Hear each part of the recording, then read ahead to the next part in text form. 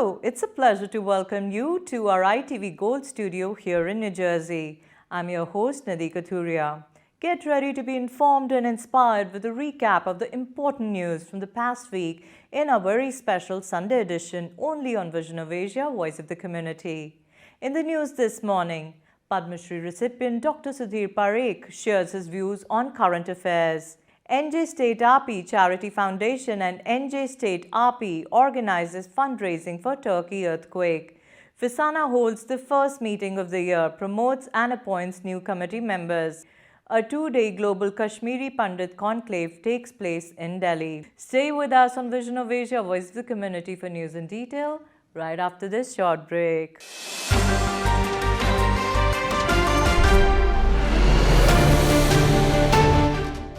Check out this week's episode of our exclusive show This Week with Dr. Sudhir Parekh, featuring Padma Shri awardee Dr. Sudhir Parekh.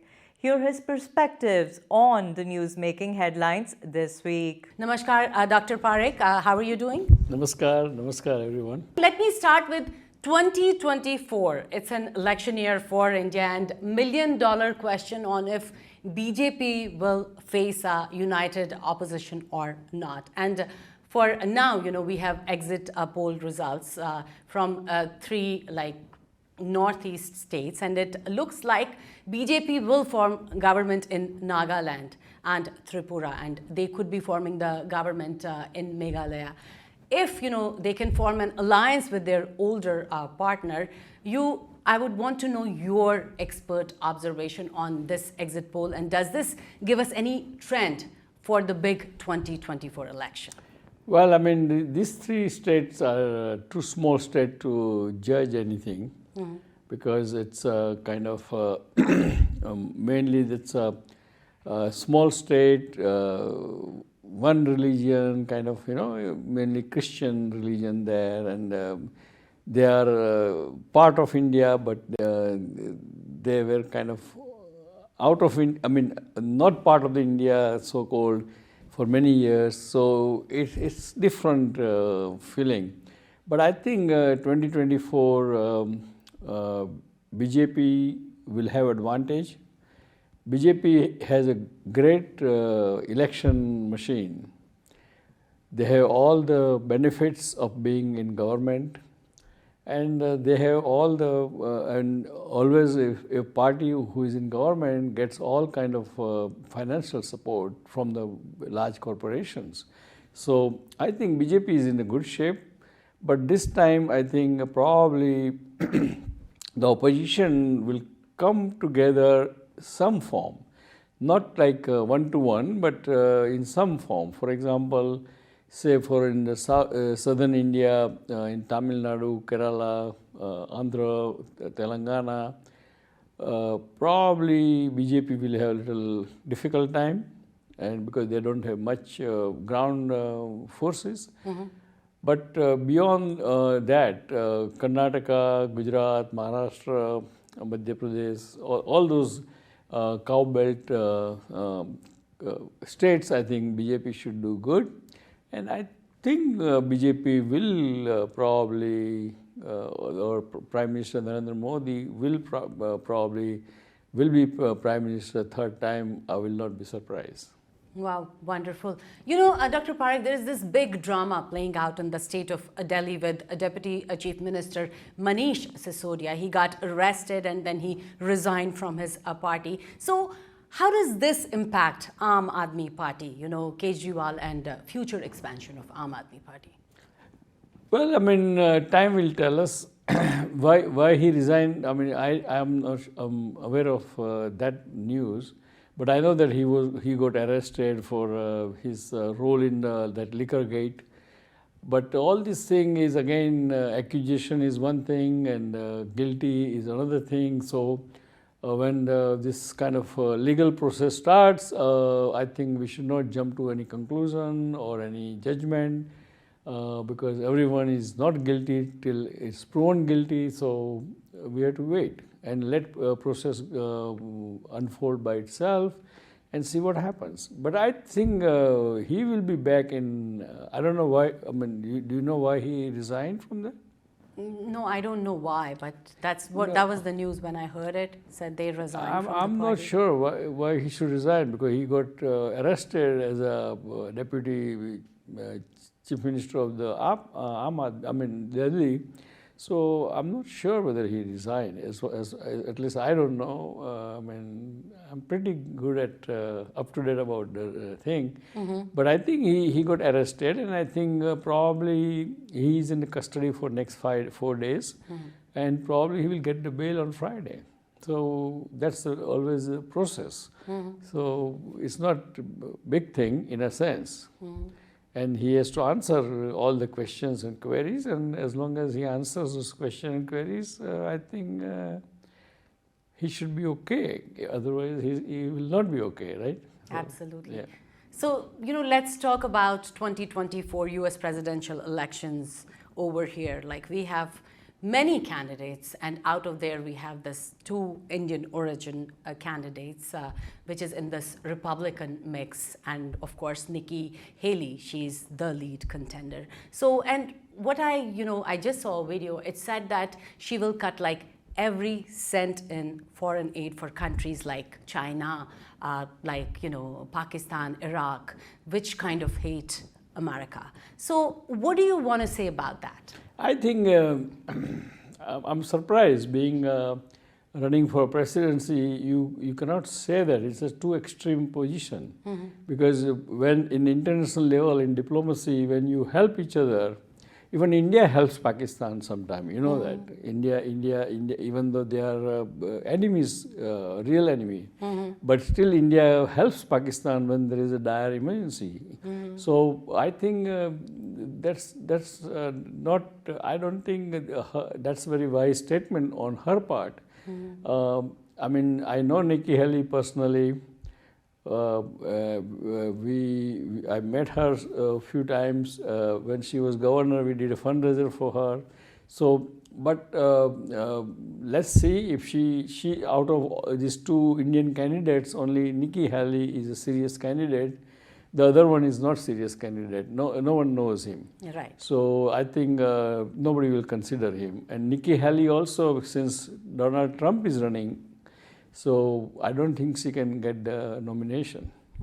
So we can say whatever we want to say. We can clap. We can be excited, but eventually she will not get nomination.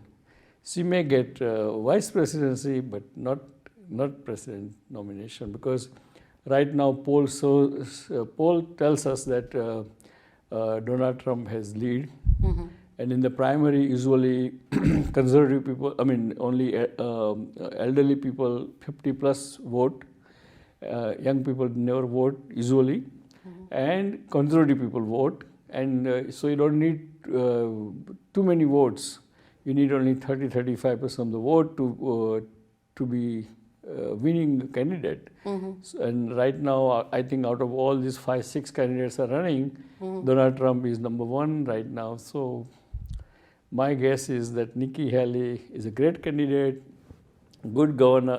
She was very good governor, but for her to win the Republican nomination, it's uphill challenge. But we wish her best.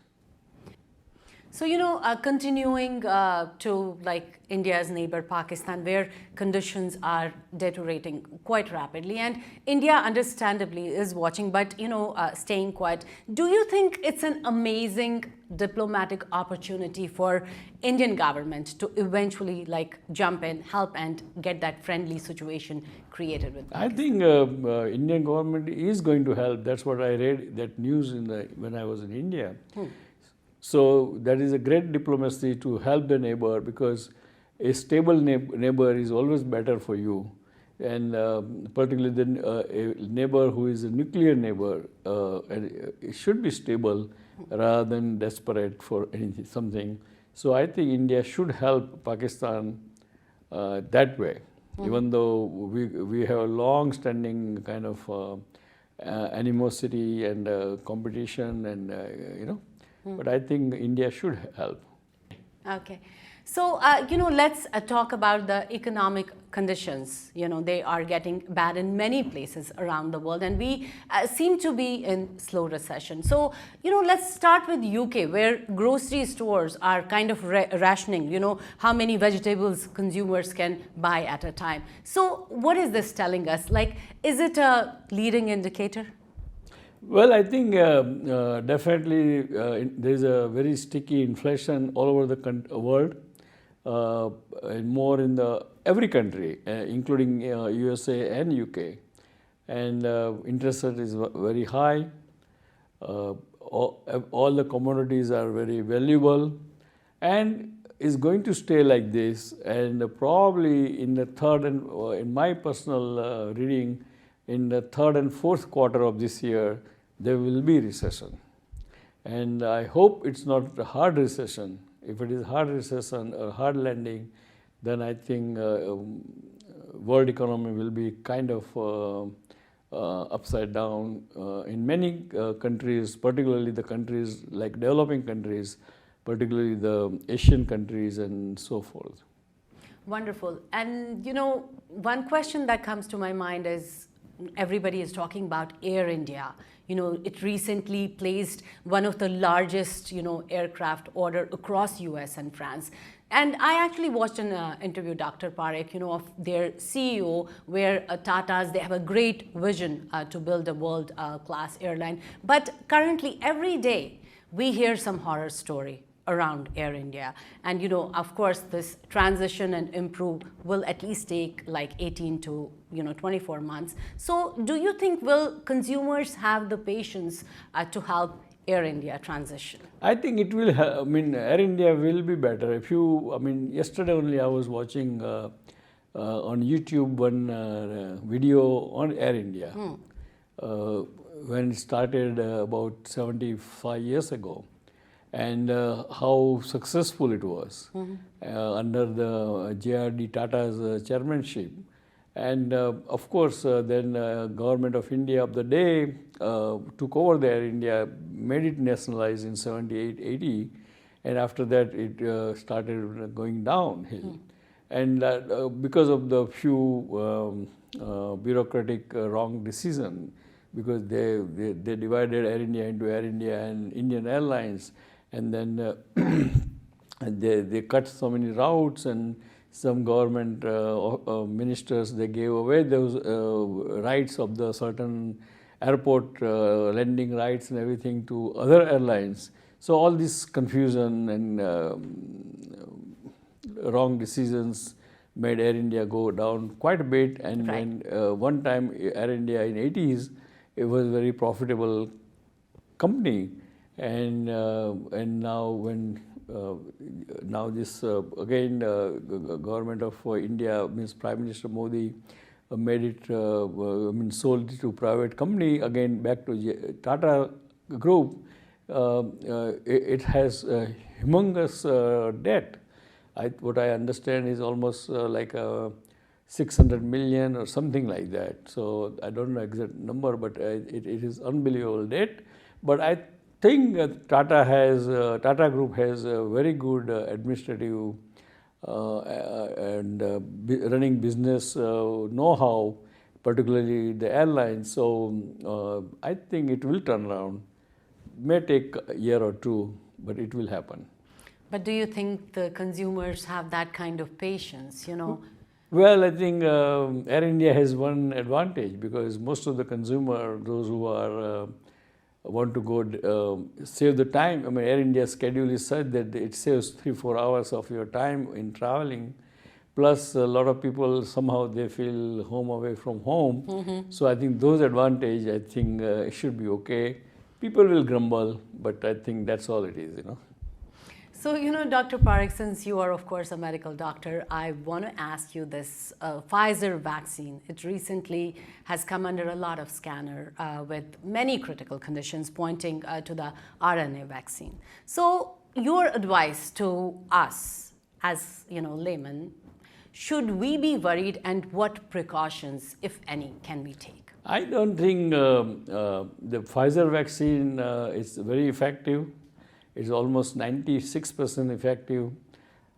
all vaccine has some side effect, because we are in our my medical group was a part of the RNA vaccine trial in 2020, March 2020, when the COVID pandemic started. So we know that when you develop any vaccine or any drug, there is always a small percentage of patient will have reaction. So, for example, Pfizer had people kind of blame some kind of a brain stroke or some type of a heart problem, but that's not unusual. The 6 to 7% or 4 to 7% is normal. So I don't think one should worry about it. One should take the booster, one should take that vaccine, and all the other vaccine has the same problem. So always in the medicine, there is nothing like 100% safe medicine. Always you have to judge and kind of balance risk and reward. If reward is weighing far ahead of risk, then I think one should take the vaccine. You know, since winter is like kind of going, we have to say goodbye to the winter now, and spring is coming. So any advice, any tips you have for all of us?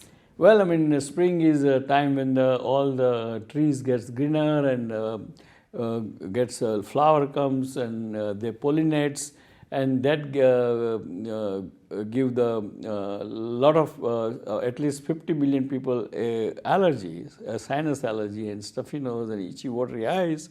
Of course, it's our business, in my specialty.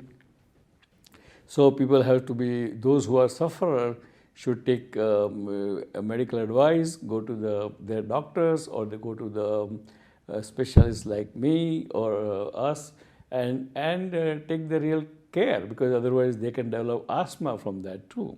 And other people, those who are not allergic to anything, they should enjoy the spring. It's a best part of the year, where temperature is great, weather is good, everybody is feeling kind of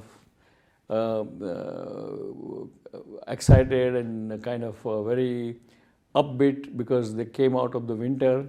So I think enjoy the spring and be careful about those who have spring allergy. Otherwise, just enjoy it. Absolutely. And Dr. Parekh, I would want you to tell all our ITV Gold viewers the message for this week.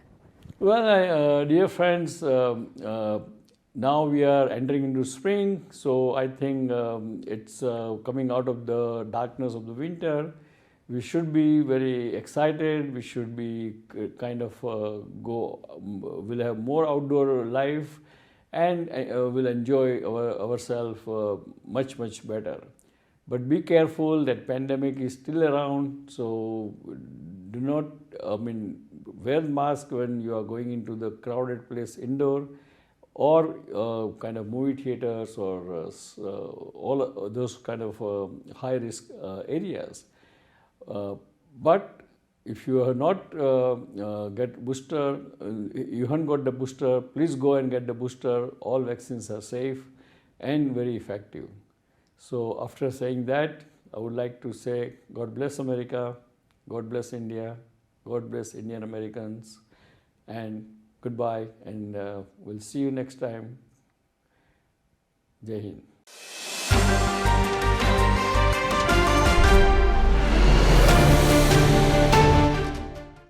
At least 23 million people living in southeast Turkey and Syria are going through immensely difficult times. Two powerful earthquakes measuring 7.7 and 7.6 took place on February 6th and caused catastrophic destruction, as thousands of lives have been lost, people have been injured, and many buildings collapsed.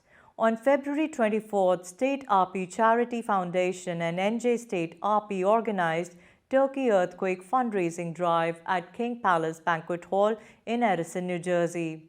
In attendance were Dr. Binod Sinha, Chair Board of Trustees and Chair of New Jersey State RP Charity Foundation, Dr. Hemant Patel, Dr. Kishore Ratkalkar, Dr. Sumal Rawal, Dr. Ashok Jain, Dr. Pradeep Shah, President of the New Jersey State RP Chapter, Dr. Krishan Kumar, and others. Take a look.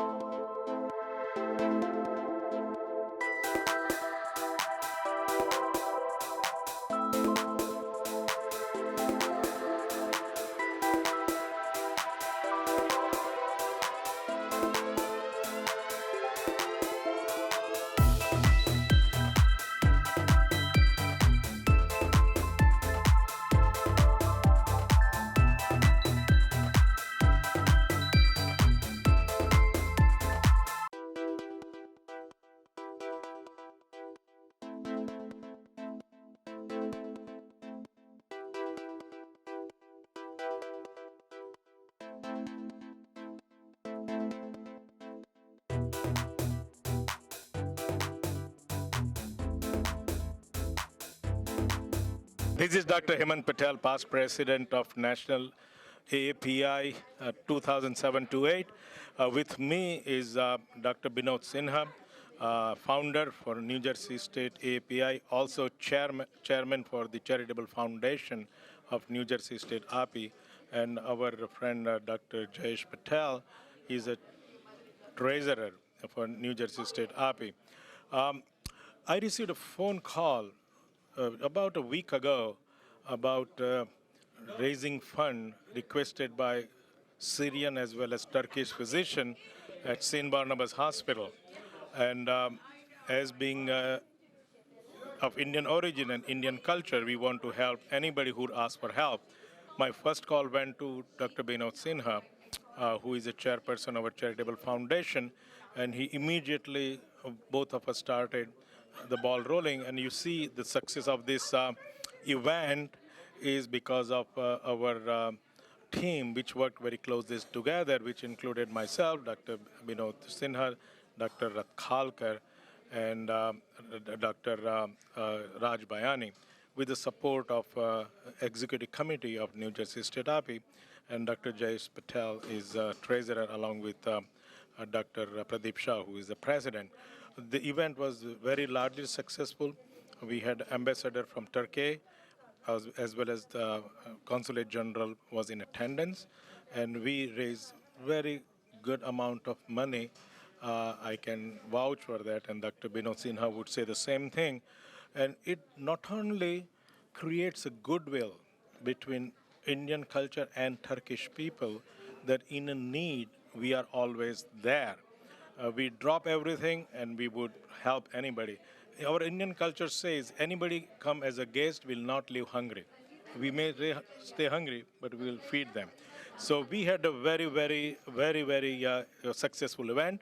With that, I'm going to hand over to our chairman of Charitable Foundation, Dr. Binod Sinha. Thank you, Hemant. You're a good man, you're a good friend. We have worked for 5 years together.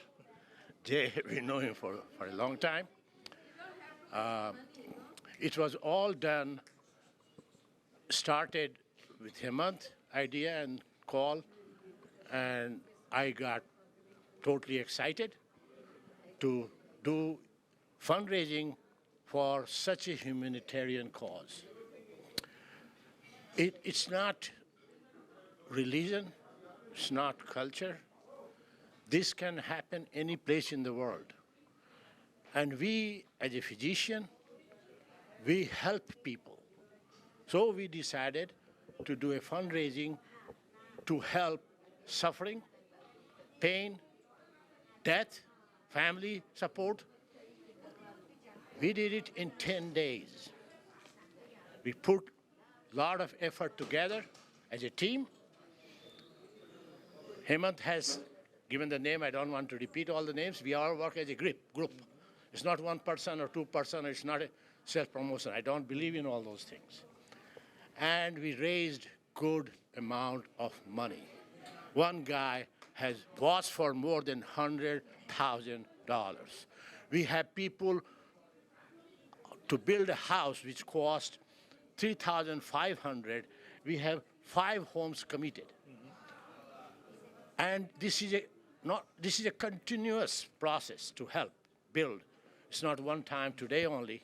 We will do that. And we will do that anytime for any part of the world if this happens. India, we will always available. But if it happens in Argentina, Central America, anywhere, Europe, we are there. So I'm very pleased, I'm very happy that we all got together and did a very good event. We had an ambassador, we have a consulate general, Turkey, all the way from Washington. He came just to attend. And he was such ambassador, heart was really soft, very good person. His tears starts coming that what we are doing for them.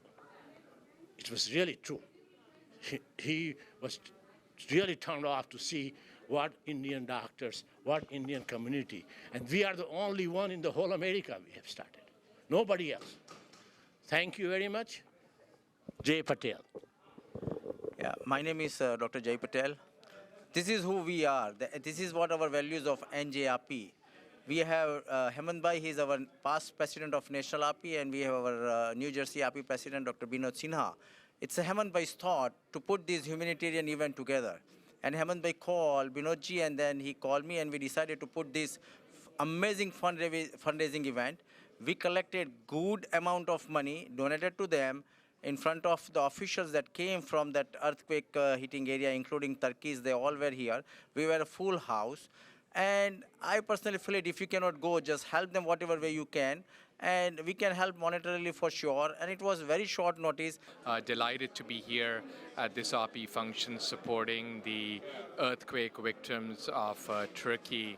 It's an extremely important cause, and all of us at Hackensack Meridian Health are delighted to be here in support of the victims, but also more importantly, their families.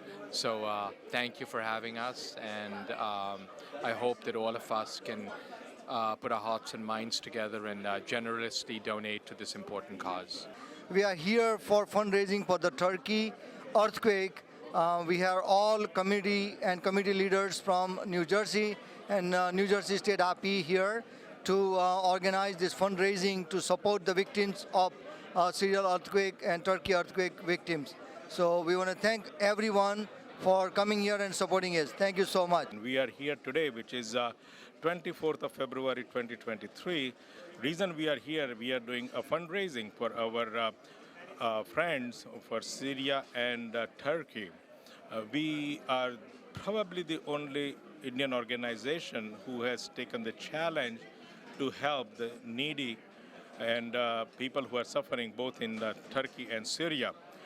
We reached out with our counterpart who are physicians from Turkey and Syria. I received a phone call from Dr. Abood, who is on staff at St. Barnabas Medical Center. She called me and she said, Dr. Patel, please help us out to raise some fund for people who are suffering from earthquake.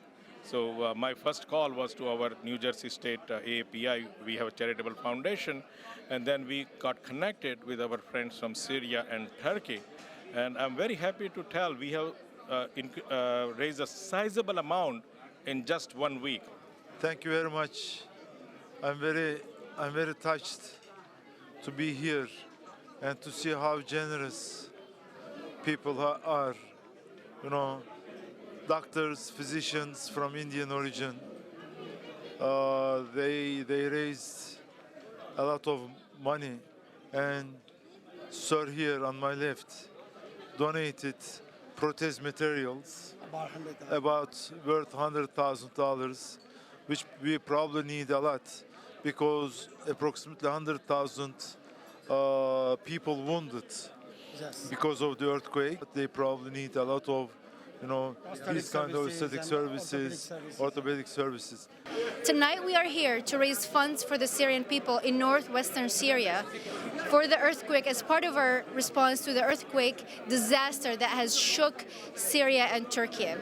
We are asking for your help in supporting our cause, in donating, in helping us be more visible, raise awareness, share our information. There are millions of refugees that have fled the dictator Bashar al-Assad and are living currently in northwest Syria that need your help. They don't have schools, they don't have hospitals, they don't have houses. They literally were living in a tent, and now they don't even have that sense of safety that they had in those temporary residences that they had. Every single project that has happened in the past 10 years to help them, whether agricultural projects that we've done, whether educational projects, the temporary hospitals that were built, got all shattered. The damage is mental, it's psychological, it's physical, it's financial, so we need your help. We are here meet today for the good humanitarian cause. As you know, all that Turkey and Syria, they have been devastated with the earthquake, and there are more than 50,000 people have almost died, and we are here to fundraise for the Turkey and Syria. We had a good turn up, and we don't know how much total we have done it, but we have quite a few people have donated a lot of money.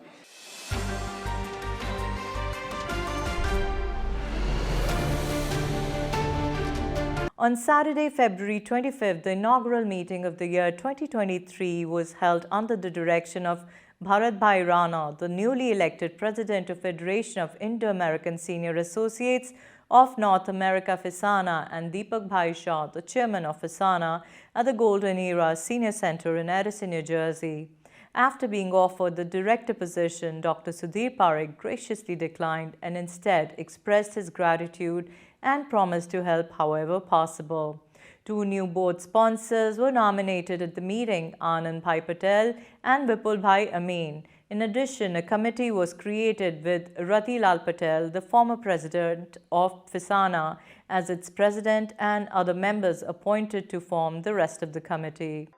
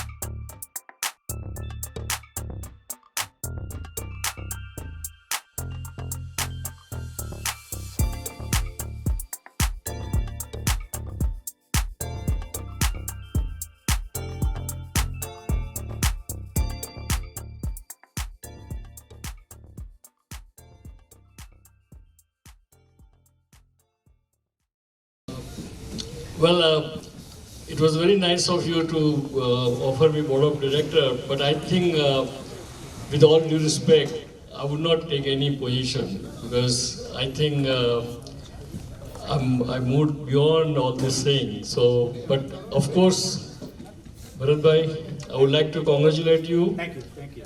And Deepak bhai, Mukund bhai, and all executive committee, I would like to congratulate you. And I wish you all the best. You can always count on me personally as well as on my media group, ITV Gold, and all the newspaper. They all are your platform. You can use the way you think, right way of using it, and just call our CEO Ilyas or Raja or anyone, and whenever you need us, we will be at your service. So all the best. And again, though you offer me board of director, but I think I would like not to take any position. But I will continue as a part of the family. Probably if you need some advice or suggestion, I will be happy to do that. And wish you all the best. And I think you are doing great work here, and bringing all the seniors together and doing all fruitful work. So wish you all the best. Congratulations, and thank you very much, everyone.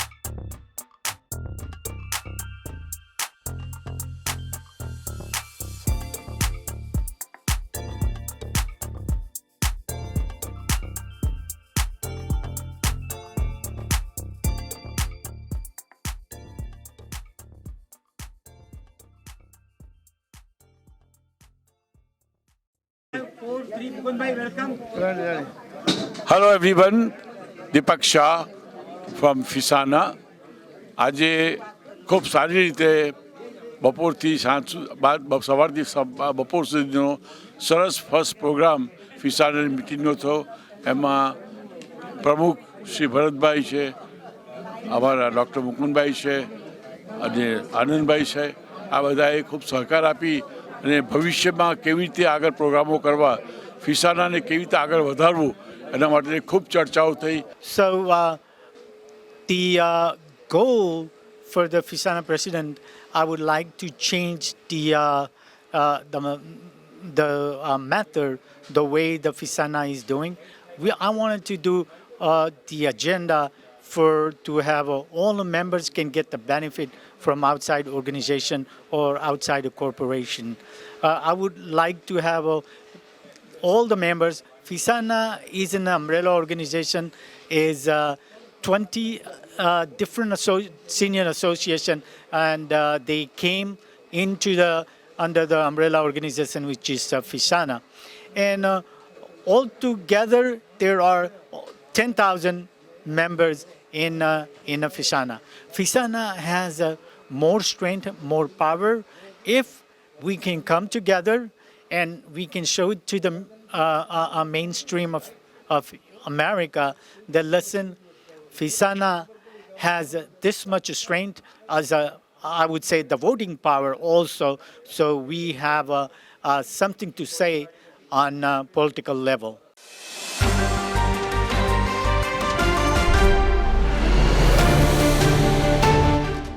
On February 25th and 26th, the Sai Auditorium in Delhi hosted a two-day Global Kashmiri Pandit Conclave, which was attended by more than 700 delegates from around the world. The keynote speaker was Sadhguru Jaggi Vasudev, while other leading intellectuals, media influencers, academics, and social and political activists from within and outside the community also spoke. The event was dedicated to those in the community who've passed away in exile, and the team of the film The Kashmir Files honored Vitasta Purusharth Samman for their work. Ashok Vyas, ITV Gold's chief New York correspondent, was also at the conclave. Take a look.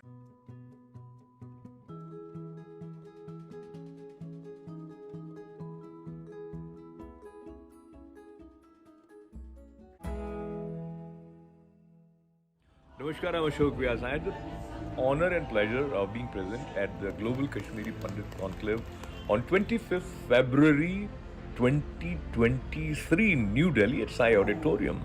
Dr. Surinder Kaul, who came from USA, in his opening remarks made it clear the mood of Kashmiri Pandits is full of frustration and disappointment from the government with respect to efforts to rehabilitate Pandits back to Valley. Keynote speaker Sadhguru gave certain ideas, emphasized this is the battle of narratives and how to build the narrative. He had some profound suggestions, as well as he extended his help to host Kashmiri Day and to provide one-on-one guidance. Here are not just excerpts but complete speech of Sadhguru at the inaugural ceremony of Global Kashmiri Pandit Conclave. 33 years of trauma, turmoil, fragmentation, and scattering across the globe, only to receive no acknowledgement, justice, healing, and closure. And even though we are disappointed, we still see a glimmer of hope in the Prime Minister Modi, who has emerged as the best Prime Minister of India. But we don't seem to figure in Sabka Saath, Sabka Vikas. It is time that we see some concrete measures being taken to engage with us, the original natives of Kashmir. Our return to Kashmir and rehabilitation with dignity and security is the responsibility of the government of India. We want development in Kashmir. We want development of Kashmir, a development that includes the common peace-loving people and ensures the elimination of radicals and jihadis. We want the land of our deities to resound with the pluralism of our faith. We want Kashmir restored to its glory. But more than anything else, we want justice delivered. I urge every Indian to become our voice and not let us be relegated to the sidelines. Let us speak up and get the Indian state to recognize the genocide and ethnic cleansing of Hindus in Kashmir. Because for reconciliation to occur, there needs to be acceptance and appreciation of truth, howsoever bitter the truth may be. On this note, we all look forward to the spiritual and healing message from Salisbury. Namaskar. And maybe you need a gun. This is an aspect that we as Hindustan neglected. With the comfort of geographical protection of the mountains around us, we lived thinking nobody will ever come and touch us. We invested in subtler aspects of life, but those who did not understand such things and those who had their own cruel agendas took advantage of us completely. I'm saying in many ways, not to insult you please, this is a case of like spilled milk, strengthening the spiritual backbone of Bharat, which is beyond religious divide and of deep humanism, which is what this culture is about, and doing whatever else that can be done economically and in terms of restoring some parts of geography at least, without putting too many people back to risk once again, is an onerous task. Some efforts are going on. I can understand Dr. Surinder saying what he said, because what efforts are going on is not important. What results have happened is important. Results are not much.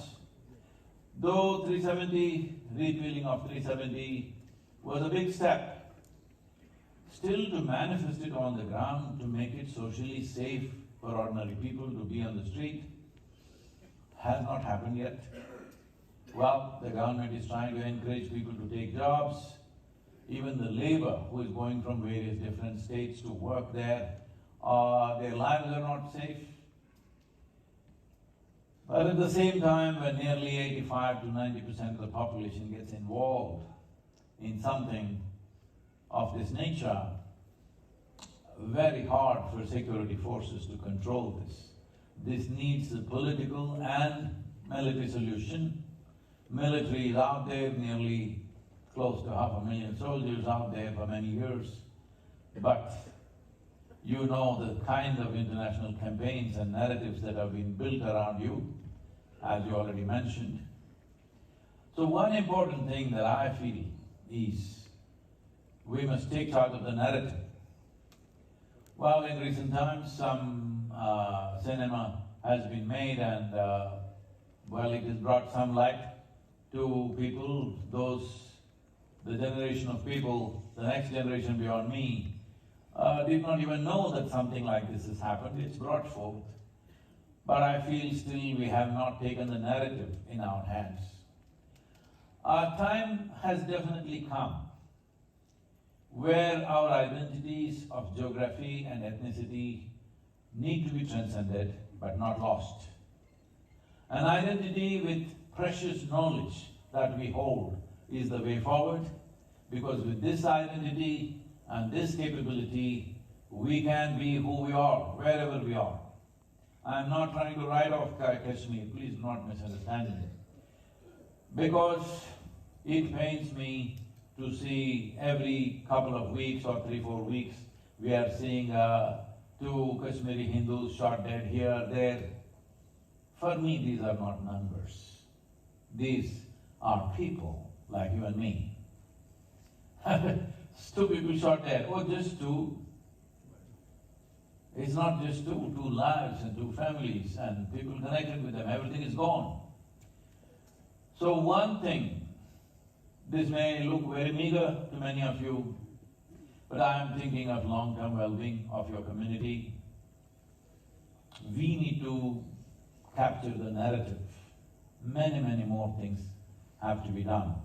I think capturing the narrative, how to do it, if you are willing, I'm willing to spend a day with you, with a close group of people, how can we capture the narrative? I'm saying all across the country, you can demand with the central government, as a tragedy that has unfolded in Kashmir, the injustice that has been done to the people, at least to acknowledge that. There must be in every city, at least every major city across the country, there must be a street named after Kashmir, a circle or a square named after Kashmir, or there must be a sector or mountain or a peak. I know these are poor substitutes, but if we want the glorious and atrocious nature of Kashmiri history to be remembered, celebrated by all in Bharat, we need to create symbols. Because going back and taking the land straight away, let us be practical about this, because recently I was with someone from your community who holds a very eminent person, who holds a significant position. He was telling me, Sadhguru, once I retire, I'm going back to Srinagar. I said, please don't do that. Because especially someone of your stature, you should not do that. It will be somebody's pleasure to do something terrible. So we must understand that the essence of all this is there is religious bigotry, and bigotry is written into the scriptures, and if we do not bring that narrative everywhere, if we do not say that it is this narrative that needs to change, just changing one situation, trying to fix one situation is not going to work, because we must understand from Azerbaijan to right up to Cambodia, there was Hindustan. Now it shrunk to this size. And now Kashmir is a problem where they're trying to shrink it further. So this shrinkage didn't happen overnight. The demographic change did not happen overnight. The shift in demographics is the technology. Because there are people who are committed for 100, 200, 500 years. They don't mind if their intentions are fulfilled after 500 years. They are willing to work for it. That commitment creates many cruel situations. But generally, our communities are committed to bringing well-being to people who are living here, not sending them to heaven. So having said that, but if we want this, can everything be corrected? No. Can we bring back the lives, precious lives we have lost? Not at all. But even to get back the geographical entity is very, very difficult. This making Kashmir into a union territory, I think it's a positive step. Fortunately, even the Supreme Court has validated that as a law. And many historical blunders we have done. This is the important thing we need to understand. At a given time, what needs to be done, if we don't do it, and we try to do it tomorrow, it will be late for us. Mistakes that have been done, we cannot fix the past. But how do we ensure there is a future? We cannot go on being soaked in the pain and suffering of our parents, but to establish a secure and a culturally rich and identity, enjoying the identity of who we are, the future of our children. This is very important, because I am not saying you can forget this. I am not saying some philosophy, don't worry, tomorrow will be okay. I am not saying those things. All I am saying is, I'm not a very good, I'm not good at consoling people, but I've been thinking of solutions. I've spoken to various aspects of the government regarding this. Every solution that you think of, it is being beaten down by somebody because they have the narrative in the world. I think shifting the narrative is very important. I know I already mentioned one movie was made, but an hour and a half, 2, whatever the length of the movie in a theater is one thing, that's fine. But I feel you need like 10 minutes, 15 minutes, 20 minutes, like ad films, taking the sufferings of individual families and highlighting it and melt people's hearts across the world. This is very important. We have come to a place in technology and reach where we don't need a theater to spread the message. Just about in everybody's phone, everybody's computer, it can be there. I think focusing on shifting the narrative is very important if we want any solutions. I understand you mentioned a timeline. All of us who have seen this suffering, who are witnesses to this, in another 20, 25 years, we may not be there. I deeply feel for this, but changing the narrative and making Kashmir visible all over the country, at least in India. Everybody who lives in India must know that this has happened to our people. Without this, if it doesn't live in the minds and hearts of people, well, so many things have happened. Absolutely terrible things have happened in this country. It's all gone. It's simply gone, as if it did not happen. The millions who died of famines which were engineered, the millions who were slaughtered, millions who were poisoned. So many things have happened, and thousands of temples which were demolished. All this forgotten, all right? Because somebody has stolen the narrative.